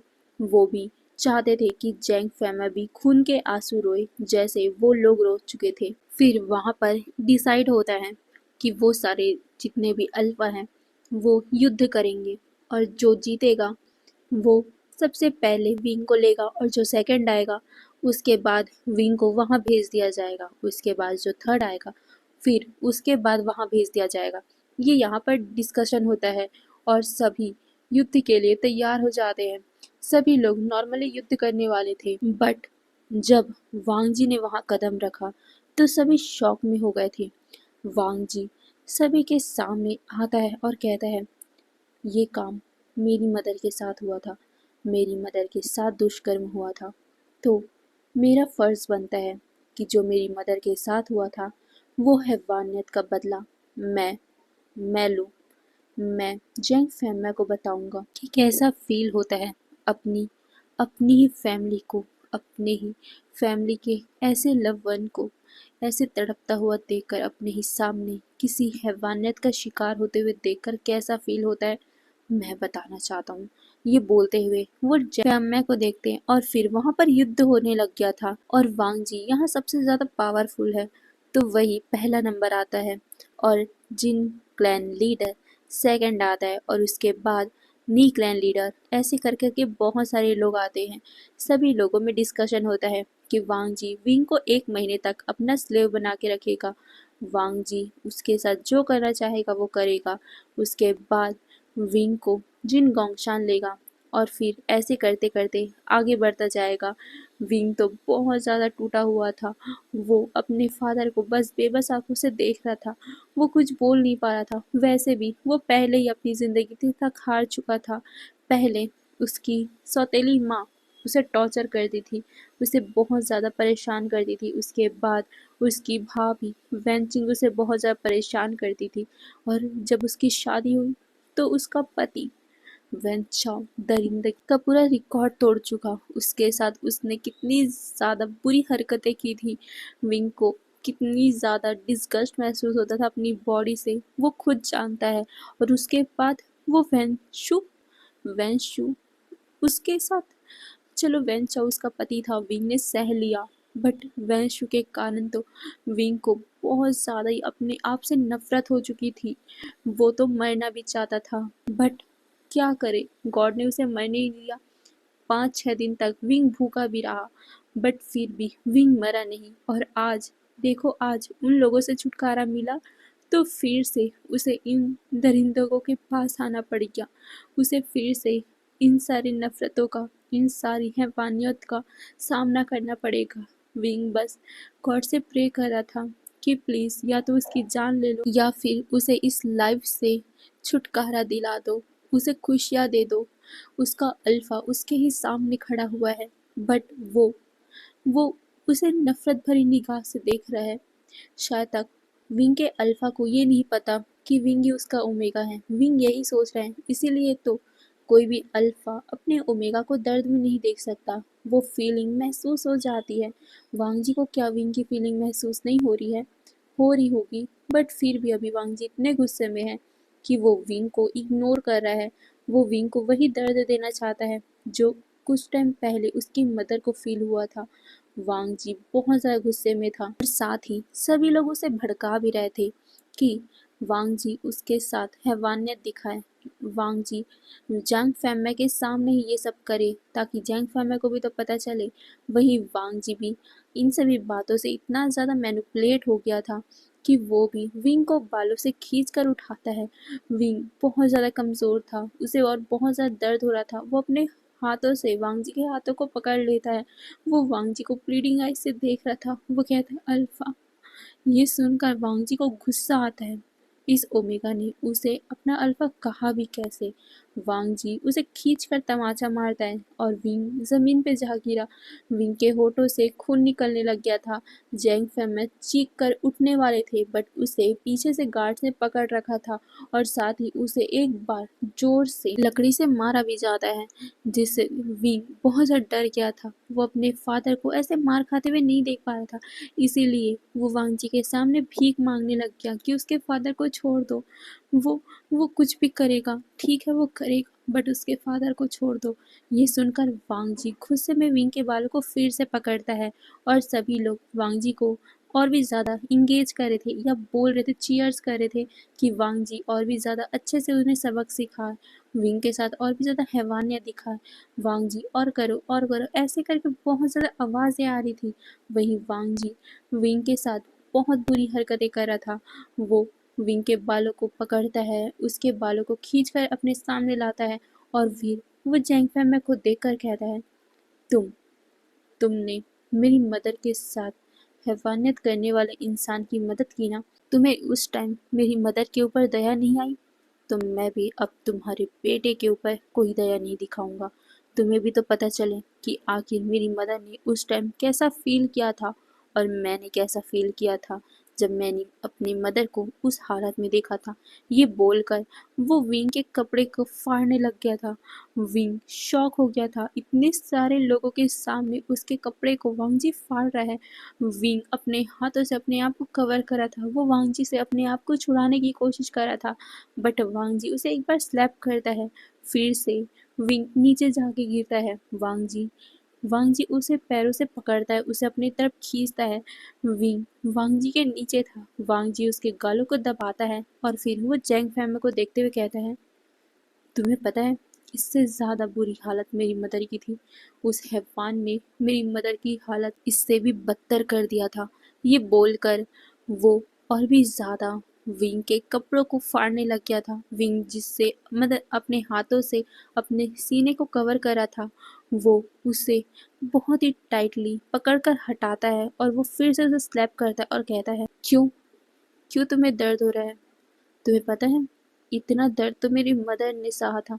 नहीं, इससे ज़्यादा दर्द मेरी मदर ने सहा था, उस हैवान ने किया था, और तुम्हारे फादर ने उनकी मदद की थी। तो तुम्हें तो तुम्हारे फादर का जुर्म का सज़ा मिलना चाहिए ना। ये बोलकर वांग जी विंग के कपड़ों को हटा रहा था, बट विंग फिर से कहता, अल्फा प्लीज़ मुझे मुझे छोड़ दो। ये बोलकर विंग रोता है। वांग जी विंग के आंखों को देख रहा था। विंग रो रहा था, जिस वजह से विंग के आंखों से आंसू बह रहे थे। वो वांग जी को देख रहा था। विंग कहता है, आप मेरे साथ कुछ भी कर लो, बट प्लीज मेरे फादर के सामने नहीं। ये बोलते हुए विंग रो रहा था, जिसे देखकर वांग जी उसके गालों को दबाता है और कहता है, मेरी मदर को कैसा फील हुआ होगा जब मैंने वो सब देखा था। मेरी मदर मुझे देख रही थी, उनके आंखों में कितना बेबस नस था, तुम्हें पता है? नहीं, तुम्हें कैसे पता होगा, बट आज मैं तुम्हें और तुम्हारे बाप को साबित करूंगा कि आखिर मेरी मदर उस टाइम कैसा फील कर रही थी। ये बोलकर वांग जी विंग के जो लास्ट लेयर उसके बचे हुए थे उसे भी खींच लेता है, जिससे विंग घूम जाता है। वो अपने स्किन को छुपाने के लिए अपने हाथों से उसको कवर कर लेता है, यानी कि अपने चेस्ट एरिया को कवर कर लेता है। और शायद तक वांग जी विंग को किसी को दिखाना नहीं चाहता था, इसीलिए वो झटके से कोई देख ना ले ऐसे वो विंग का हाथ पकड़ता है और उसे अपनी तरफ झटके से खींचता है। और विंग पूरी तरीके से वांग जी के बाहों में समा चुका था। वांग जी विंग को देख रहा था। वो एक लेयर अपने उतारता है और वो अपने आगोश में विंग को भर लेता है, और उस लेयर को उसने अंदर से ही बंद कर लिया था। विंग अभी वांग जी की बॉडी से पूरा चिपका हुआ था। विंग अपने आप को वांग जी से और भी ज़्यादा चिपका लेता है, क्योंकि सच में उसे बहुत ज़्यादा डिस्गस्ट महसूस हो रहा था अपनी ही बॉडी से। वहीं जब विंग को वांग जी ने अपने बाहों में ले लिया, अपने कपड़े के अंदर ले लिया, तो सभी लोग डिसअपॉइंट हो गए थे कि ये क्या है। अच्छा खासा उन लोगों को इंजॉयमेंट हो रहा था। विंग की पूरी बॉडी उन लोगों के सामने शो होने वाली थी। वांग जी ने ये क्यों किया, ये सोचकर वो लोग बहुत ज़्यादा चिल्लाने लग गए थे कि वांग जी उसे सबके सामने नेकेट कर दो, वांग जी सबको दिखाओ उसे, तभी तो उसे पता चलेगा, तभी तो जैंग फैमिली को पता चलेगा, उसे शर्म आएगी, उसे नफरत होगी अपने आप से। बट वांग जी बस विंग के उस डरे हुए फेरोमोन को, उस अजीब से फेरोमोन को महसूस कर पा रहा था। वो अभी गुस्से में था। वांग जी अभी बहुत ज़्यादा इन लोगों से नफरत कर रहा था। वो तो इन लोगों को इससे भी ज़्यादा बुरी वाली सज़ा देना चाहता है, बट कहीं ना कहीं उसका दिल ये चाहता है कि नहीं, वो इस ओमेगा को किसी को नहीं दिखा सकता, क्योंकि ये उसका ओमेगा है। हाँ, वांग जी का अल्फा ये जानता है कि ये उसका ओमेगा है। वांग जी का अल्फा बार बार चीख चीख कर वांग जी को बोल रहा है कि ये उसका ओमेगा है, तुम ऐसा नहीं कर सकते। बट वांग जी अभी इतने गुस्से में पागल हो चुका है कि वो ये सब कर रहा है, बट उसका अल्फा उसे अंदर से ट्रिगर कर रहा है, इसीलिए शायद तक वो वांग जी को रोक भी रहा है ज़्यादा हैवानियत दिखाने से। वो वांग जी को बार बार कह रहा है कि तुम अपने ओमेगा को किसी और के सामने इस तरीके से ट्रीट नहीं कर सकते, जिसके कारण वांग जी ने विंग को अपने बाहों में छुपा लिया था। विंग पूरी तरीके से वांग जी से सिमटा हुआ था। वो बार बार सिसक रहा था, वो बार बार बोल रहा था कि प्लीज़ उसे उसे ऐसे ट्रीट मत करो, please please alpha. Bar bar wing के मुंह से अल्फ़ा वर्ड सुन सुनकर वांग जी का गुस्सा और भी ज़्यादा आउट ऑफ कंट्रोल हो रहा था। कैसे इस इंसान का बेटा कैसे उसका ओमेगा हो सकता है? इस इंसान ने उसकी माँ के साथ हैवानियत करने वाले का साथ दिया था, ये ओमेगा उसका नहीं हो सकता। बट उसके अल्फा और उसके दिल का क्या, जो इस ओमेगा के लिए बहुत ही अलग फीलिंग रख रहा है। वो जैंग फैमिली को देखता है और कहता है, तुम्हें पता है, मैं जब बेहोश हो रहा था तो मेरे कानों में मेरी मदर की आवाज़ें गूंज रही थी, और मैं वो आवाज़ें तुम्हें भी सुनाऊंगा। जिस तरीके से मेरी मदर की चीखें मुझे सुनाई दे रही थी, मैं उस तरीके का चीखें तुम्हें तुम्हारे बेटे की सुनाऊंगा। ये बोलकर वो विंग को कैरी कर लेता है और उसके बाद वो विंग को लेकर पास वाले रूम में ही चला जाता है। उसके बाद क्या, उस रूम से विंग की बहुत ज़्यादा चीखों की आवाज़ें आने लग गई थी। वांग जी विंग को सीधा बेड पे फेंकता है, विंग के ऊपर आता है। विंग डरा हुआ बस पीछे की तरफ जा रहा था, बट वांग जी ने उसके पैरों को खींच लिया और वो उसे देखते हुए कहता है, अगर तुम अपने बाप को जिंदा देखना चाहते हो तो चुपचाप ये सब सहन करो, नहीं तो तुम्हारे बाप का वही हालत होगा जो तुम्हारे भाई का हुआ है। तुम्हारे भाई की लाश तुमने देखी है ना। ये सुनकर विंग डर गया था। वो बहुत ज़्यादा रोने लग गया था। वो अपनी गगा से बहुत ज़्यादा प्यार करता था, बट आज उसकी मौत से विंग बहुत ज़्यादा टूटा हुआ है। वांग जी उसे देखता है, उसके गालों को दबाते हुए कहता है, तुम्हें पता है उस हैवान ने मेरी मदर के साथ कितनी बुरी हैवानियत दिखाई थी, और उसका साथ तुम्हारे फादर ने दिया था, तो इसका बदला लेंगे ना। तुम्हें उसका बदला चुकाना पड़ेगा। जिस तरह खून का बदला खून होता है, उसी तरीके से एक इज्जत का बदला इज्जत होता है। ये सुनकर विंग डरा हुआ था, बट वो वांग जी को देखते हुए कहते हैं, ठीक है, मैं करने को तैयार हूँ, बट प्लीज मेरे फादर को छोड़ दो, मेरी मदर को, मेरी शाऊ जी को छोड़ दो, उनका एक छोटा सा बच्चा है। ये सुनकर वांग जी विंग को शॉकिंगली देखने लग गया। ये लड़का पागल है क्या? इसकी लाइफ इतने दांव पे लगे हुए है, इसके साथ इतना बुरा हो रहा है, बट ये अभी अपने बारे में ना सोच के अपनी फैमिली के बारे में सोच रहे हैं। बट फिर भी वांग जी ज़्यादा नहीं सोचता और वो उसके नेक को बाइट करते हुए कहता है, ठीक है, बट तुम बस मेरा साथ दो, बाकी सब मैं हैंडल कर लूँगा। ये बोलकर वो विंग के नेक पे और तेज़ी से बाइट करने लग गया, और उस बाइट के कारण ही विंग ने चीखें मारी थी। विंग की चीखें बाहर तक आ रही थी। बाहर लोगों को डिसअपॉइंटमेंट हो रही थी, क्योंकि वो तो खुद अपने सामने ही ये सब देखना चाहते थे। बट अब क्या ही कह सकते हैं, वो बस विंग की चीखों से ही इंजॉय कर रहे थे, और सभी अपने ही आप में बड़बड़ा रहे थे कि विंग की चीखें इतनी प्यारी है, इतनी मेलोडी है, तो विंग पूरा कैसा होगा, उसे खाने में कितना ज़्यादा मज़ा आएगा। उन्हें तो वेट ही नहीं हो रहा था 1 महीने बीतने का। वहीं सारे लोगों की बातें जैंग फैमिली के कानों में आ रही थी। वो बहुत ज़्यादा ही टूटते जा रहे थे। वो अपने बेटे की चीखें सुन रहे थे। वो अपने आप को संभाल नहीं पा रहे थे। वहीं लैन कुरैन और भी ज़्यादा उन्हें ताने मार रहे थे कि देखा, इसी तरीके से हमें भी दर्द हुआ था। हमें भी वही फीलिंग हुई थी जब हमने अपनी शाह जी को उस हालत में देखा था। मेरे गगा ने अपनी वाइफ की लाश देखी थी। वो कितना प्यार करते थे, तुम्हें मालूम भी है? नहीं, तुम्हें कैसे मालूम होता? तुम हैवान थे, तो तुम्हें भी तो पता चलना चाहिए। जब अपने फैमिली के साथ ऐसा होता है तो कैसा फील होता है। इंजॉय करो इसे। तुमने इंजॉय किया था ना उस टाइम मेरी शाह जी के साथ, जब वो हो रहा था तुमने इंजॉय किया ना था। तो आज भी तुम इंजॉय करो, अपने बेटे के साथ ये होते हुए देखो। ये बोलकर जैंग फैमा को लैनकुरैन बहुत ज़्यादा सुनाए जाए थे। वहीं लैनकुरैन अब ये सब सहन नहीं कर पा रहे थे। वो उठकर विंग की तरफ भागने वाले थे, बट एक गार्ड ने आकर उन्हें धक्का दे दिया, जिस वजह से जैंग फैमा सीधा ही जैंग चैंग की लाश के पास जाते हैं। जैंग चैंग की लाश को देखकर उनका दिल और भी ज़्यादा टूट गया। वो अब अपने आप को कंट्रोल नहीं कर पाए। वो अब पूरी तरीके से हार मान चुके थे। वो कुछ भी नहीं कर पाए। उनकी पूरी फैमिली बर्बाद हो गई। वो कितने नामर्द हैं, ये सोचकर उन्होंने एक चीज़ डिसाइड किया। उसके पास ही एक तलवार रखा हुआ था, और उन्होंने बिना सोचे समझे उस तलवार को उठाया और अपने नेक में उन्होंने चला दिया, और उसके बाद उनकी वहीं पर ही डेथ हो गई थी। तो आज के लिए बस इतना ही। आई नो कि बहुत ही ज़्यादा बुरा हुआ विंग के साथ, और साथ ही आप लोगों को वांग जी के ऊपर भी बहुत ज़्यादा गंदा महसूस हो रहा होगा। मेरे ऊपर भी बहुत ज़्यादा गुस्सा आ रहा होगा, बट मेरी सब्सक्राइबर ने मुझे स्टोरी ऐसा ही बताया था, तो मुझे उनके मुताबिक ऐसा ही करना पड़ा, और मैं अपने से स्टोरी लाइन तो बदल नहीं सकती ना। तो प्लीज़ मुझे माफ़ करना, और इस कहानी को सिर्फ कहानी के रूप में ही देखना प्लीज। तो आज के लिए बस इतना ही, फिर नेक्स्ट पार्ट में देखेंगे आगे क्या होगा।